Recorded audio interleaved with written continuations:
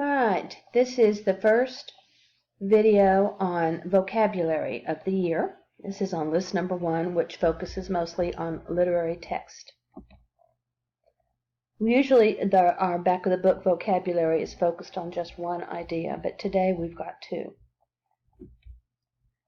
A quick reminder how you take vocabulary notes. Vocab goes in the English section of your binder. You need to date each edition. You need to be sure the words and definitions are there by the time I do your binder check. You can always get vocabulary from me or from a friend.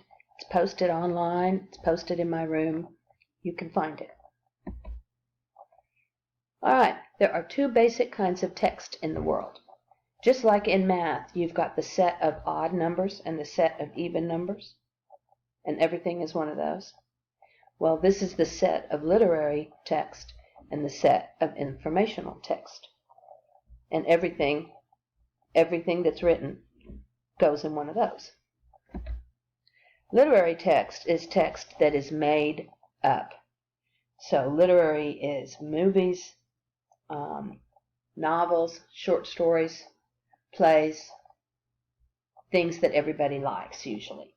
And literary text tells a narrative. Informational text is different. Informational text is nonfiction.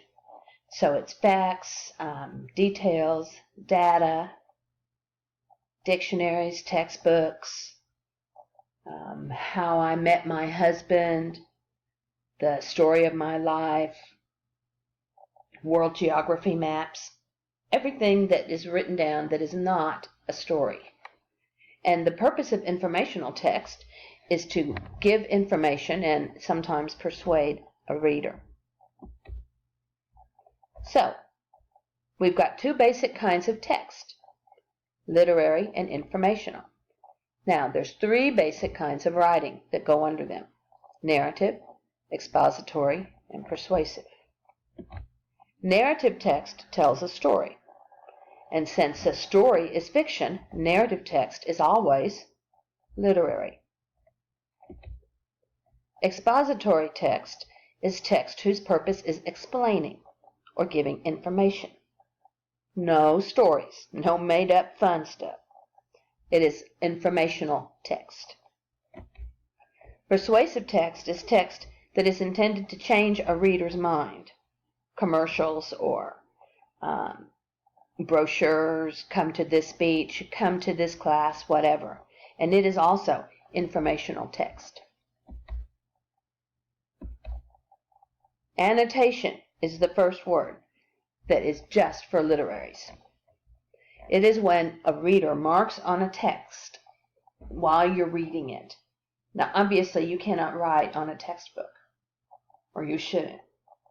But when you get a handout or a copy of something that's your own, or a test, then I want you to write on it. And I'll tell you what kinds of writing I want you to do. There's only a couple, and that is called annotation. Story elements, you should be pretty familiar with them. They are the parts of the story, and you should have had them in middle school. Since stories are all narrative, story elements are also narrative, and only literary text has them. And there's a list of the story elements at the bottom: plot, setting, conflict, climax, theme, protagonist, and antagonist. Plot outline is how we graph the action in a story so that we can see how it moves, if it's boring, where there's a flashback, where there's foreshadowing, and so on. Again, these only go with narrative text. So only narrative, or rather literary text, will have a plot outline. And here's the graph, and the words are exposition, rising action, climax, falling action, and resolution. It may be that you don't know all of these words or the story elements that we just had. We will talk about those definitions later. Flashback. Flashback is when the author goes back to the past inside a story to tell you something, to give you a clue so that because you might need to know what happens. Like maybe I'm writing a story about a kidnapped girl, and at the beginning of the next chapter, I skip back to when she was little, and this man was looking at her, and maybe he's the guy that kidnaps her later on in the book.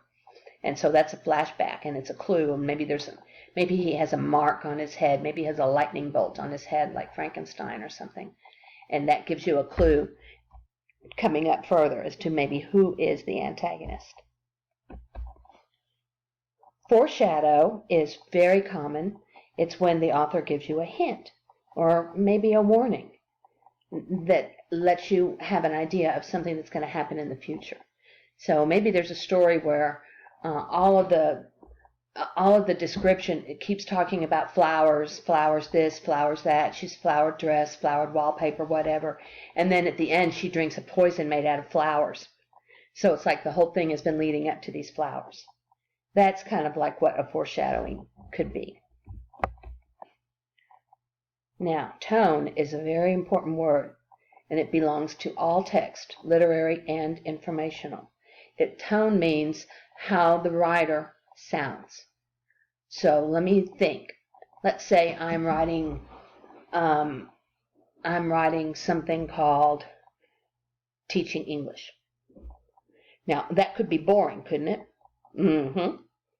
And it could be scary. Maybe I'm teaching English with an AK-47. It could be funny if the kids put me in my closet and start teaching for me. It could be racist. But tone is how the writer of the text makes the text sound. Mood is kind of the other half of tone. Mood is how the text is supposed to make the reader feel. So if you're writing a scary story and you do a good job, the reader is going to have a mood of scared.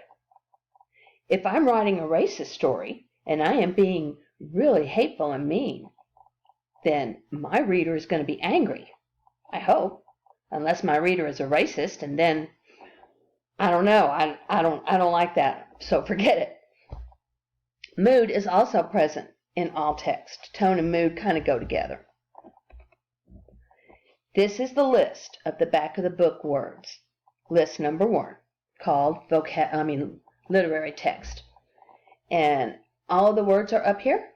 And again, they are on It's Learning, and they are on gwenpurvis.weebly.com, and they're on my YouTube channel.